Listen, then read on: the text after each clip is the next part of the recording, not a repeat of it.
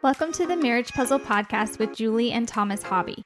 We are marriage coaches who help couples with pain points about money, intimacy, and communication go from being overwhelmed to being secure in their marriage. If this is your first time listening to us, thanks for checking out our podcast. And don't forget to subscribe and leave us a rating and a review. Let's dive into this episode. Hey everyone, we're so excited to be hanging out with you again this week and want to know if you ordered the book, The 7 Principles for Making Marriage Work from John Gottman. Even if you haven't read it though, we hope that you glean from our takeaways because we read that over our break from the podcast, and we're so excited to dive in today with this topic. Yeah, last week was a little more of an intro to the book, just about what we were going to be doing here.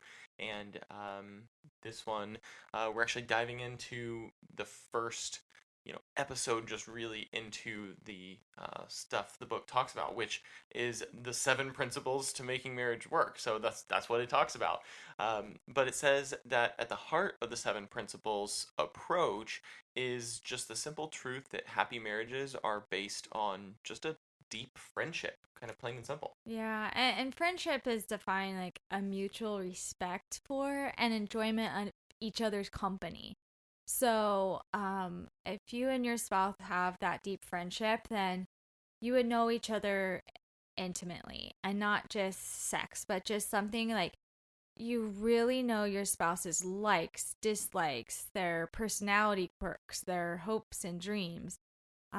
You have, a high respect and regard for each other, and you can express your fondness for them, and not just the big ways with like the romantic ways of showing that you love them, but through small gestures, in and out of each day that you are living together. Yeah, exactly. And I mean, you just really explained a deep friendship. That's exactly what it is. There's depth to your relationship, to make it even better. Mm-hmm. And so it's not just about getting along, but you support each other's hopes and aspirations, Yeah. and you build a sense of purpose into your life together, not just about each other, but your life together, as well as the hopes and dreams of the other person, and reciprocating that, that they would reciprocate that towards you. Yeah, and so we title this episode Friendship versus Fighting because we're big believers, and this book supports it, that the closer you are, in your marriage as having that deep friendship, the less fighting there will be, the less big conflict there will be. Right. And so I'm glad that, in and throughout our 16 and a half years of marriage, you are still my best friend.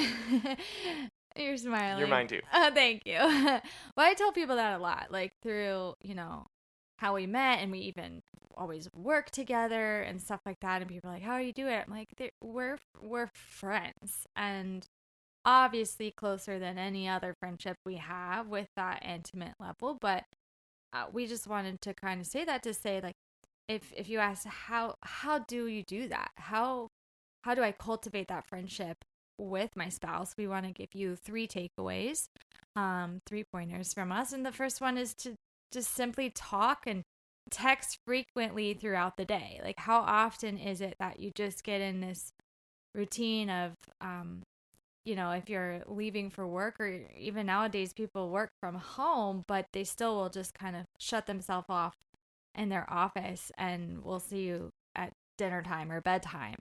And yet, like Thomas and I, we're talking throughout the day, even if we're apart from each other. So if one of our kids has a doctor's appointment, like, we call to see how it went, and check in. Or if one of us has a meeting, we're wanting to know how it went. We don't wait till like the end of the day to tell me how your whole day, or even just those simple like I love you texts, or the random like how's your day going. It just shows like I'm thinking of you. Yeah. And those are just super fun and mean so much. Yeah, and I love that you said don't just wait until the end of your day, because in our situation we literally couldn't do that. We would literally not be able to talk about everything because there's so much that goes on during each of our days between our jobs and our kids like you said, just even doctor's appointments for the kids, things like that.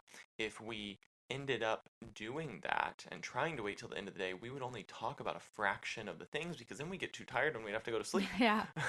And that's probably why the couples, listening to this, if you're not feeling that deep friendship, that it just happens over time because of the life busyness. So this is maybe a simple takeaway, but it's something to keep doing or add more or introduce into your marriage. To just start talking. And if you can't talk throughout the day or FaceTime video chat over a lunch break or something, then try the text messages and you can respond as you can. But it just means so much to see those sometimes, that it's like, oh, even though we're apart, we're still interested in what the other person's doing and thinking about each other. And to quote John Gottman, he says, friendship fuels the flames of romance because it offers the best protection against feeling adversarial toward your spouse.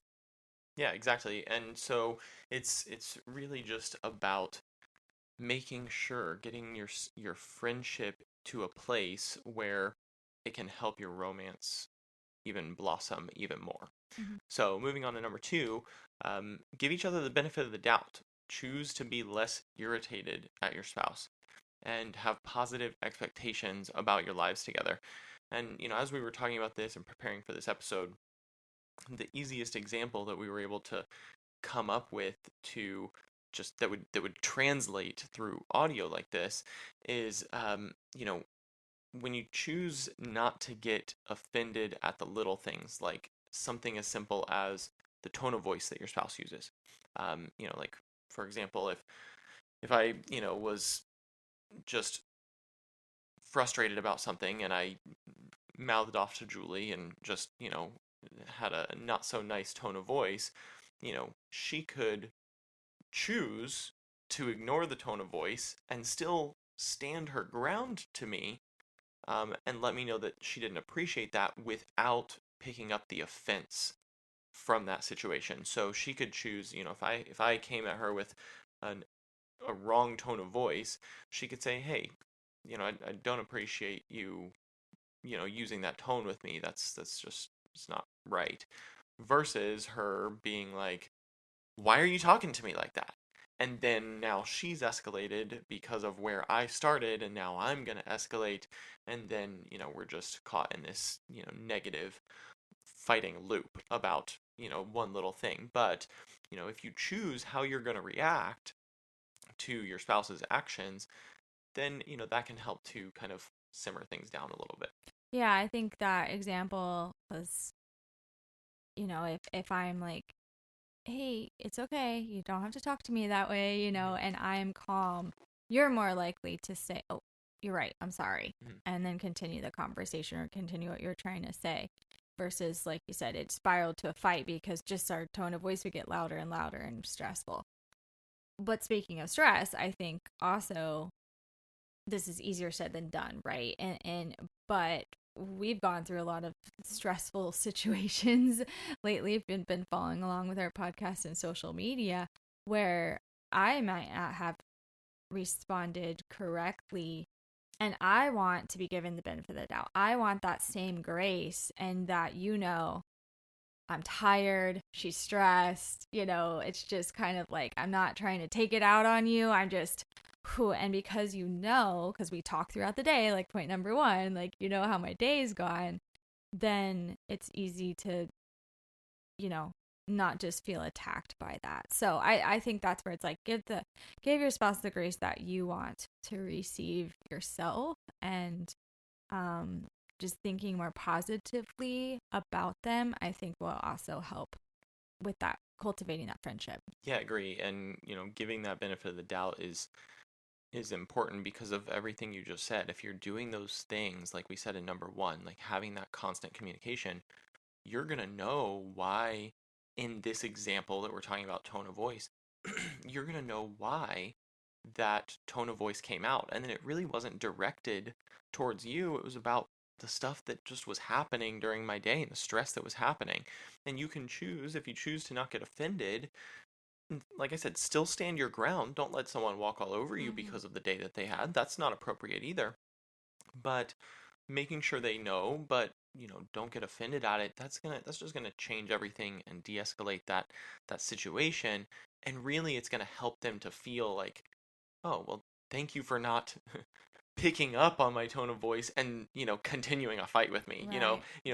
Subconsciously we may be looking for a fight, because we got to Mm-hmm. let out that stress and frustration somehow, but that's not the appropriate situation. That's not the appropriate thing to do. So they could be appreciative in the long run, like, wow, I'm glad you had your act together when I didn't, and you saved us from having this fight. So Yeah, just don't pick on each other. exactly.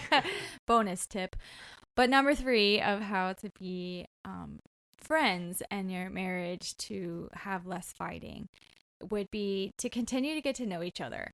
And I feel kind of silly saying that because it's kind of like, what? We already know each other. Like we pursued each other to get to know each other, to know if we even wanted to date each other and then get married and like what are you saying? But that is huge on, like I said, cultivating that friendship, maintaining that friendship, that we're always going to grow and change and even over time have different interests and stuff. So just always getting to know each other will help not just that foundation that you have, but to just keep growing in that in your marriage.